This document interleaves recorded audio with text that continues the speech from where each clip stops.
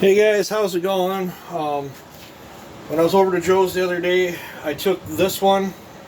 It's that one I took down, pulled the big bore out of it, put an OEM cylinder and stuff in it there. Did a 104 exhaust roof on this thing. The test cuts felt strong with it. It's zippy, but it's not as zippy as some of my other strung out 372, but this one's got quiet muffler mod. It's just, I just added a pipe to it. Stock style muffler. It's got a Meteor piston in it, one ring. Not nothing too crazy on the port work. I think I took 40, 45, 50 tops out of the band. Set the squish. I don't remember what the numbers are. I want to say it was 104, 120, and 77 or 76 or so. Can't remember off the top of my head, but felt like it pulled like a locomotive, and the dyno results confirmed it for me.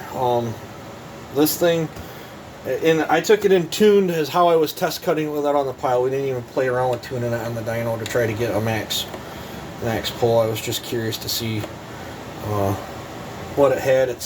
It did 2 pulls at 9 horse, and then it did 2 pulls at 8.7 after she was warmed up good. And it's typical for them to drop a little bit as they get heat saturated.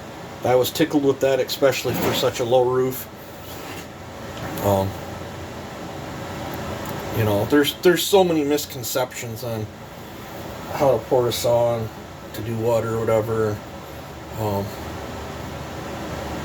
I left it as a backup where if I wasn't happy with this, I could go in and raise it, and then it would be just like the other 8.7 build I did. But the saw still put up the same horse,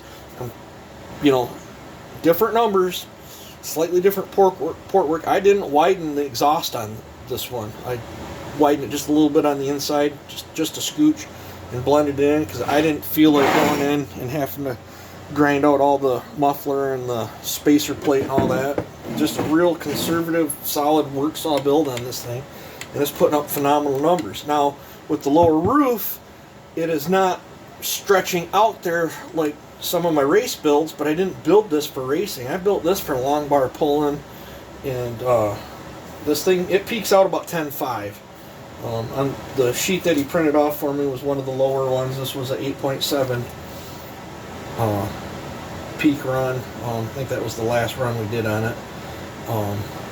But I did see it pull 9 2 times when she was still not quite heat saturated. This thing put up 5 foot-pounds of torque at 7,000. Then when it was on its dyno, I didn't get any video footage of it. My phone was in the car charging, but I watched him spin that knob till there was nothing left, and this thing still wasn't giving up the ghost. She was just you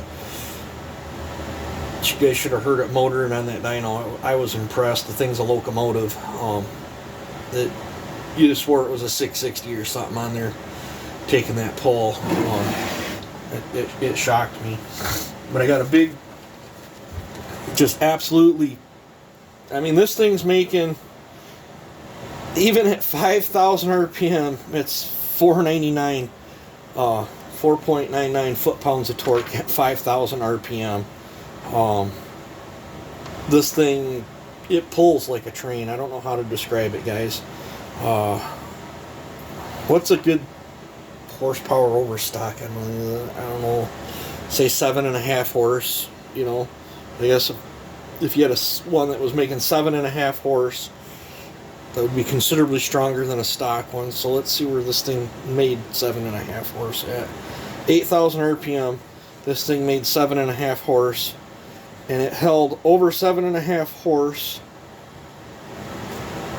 all the way to 11.5, basically 7.2 there, but 11.250 it was 7.96. So yeah, where did it hold 8 horse? Let's check 8 horsepower. 8,500 And it held 8 horse all the way to about 11 250 796.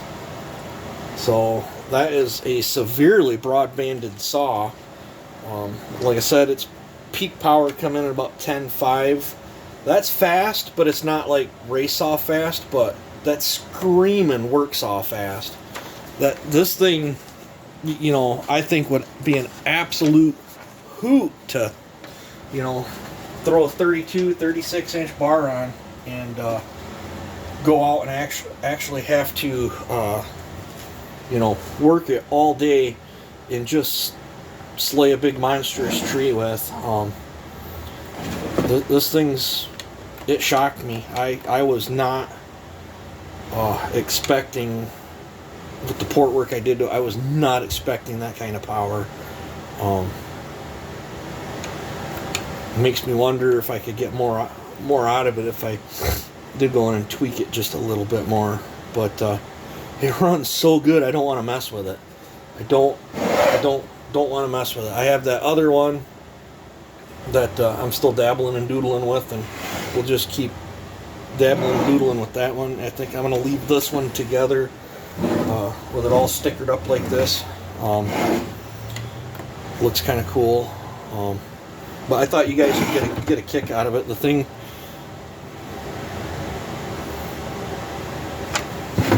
thing's like a train. It just freaking pulls.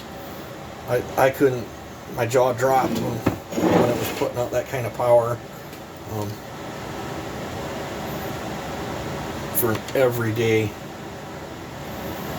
you know, it had the filter and everything on it, on a fat tune. And it just, I suspect if I would have leaned her up a little bit, she probably would have jumped up to about 11. That's probably where it would have peaked out. But I tuned it where I knew it was safe. I tuned it where it felt good in the cut, and that's where I left it. And that's where I wanted to see where it was pulling at. Joe was super nice. I mean, I had 9 saws pulled over there.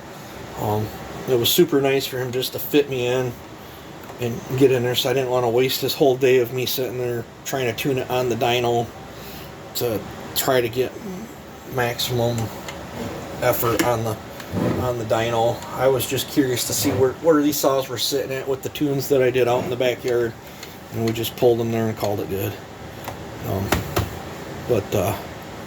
Yeah. So those that say a low roof saw won't run, I don't know. I beg to differ. I've built high roof saws that run, and I've built low roof ones now that run. And it's so interesting. You're going to find that out when I get to the 350s.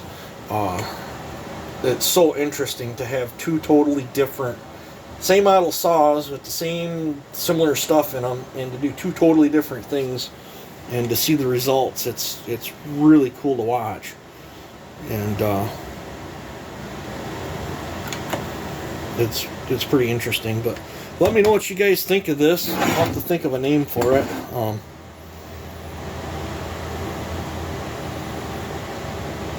I don't even know what to call it, but I think it's going to go in my keeper pile for a while. It would probably still cant race pretty decently too if I geared it up some. With that kind of torque, it would pull an 8-pin no problem. But I don't know. Let me know what you guys think. You guys take it easy and have a good one.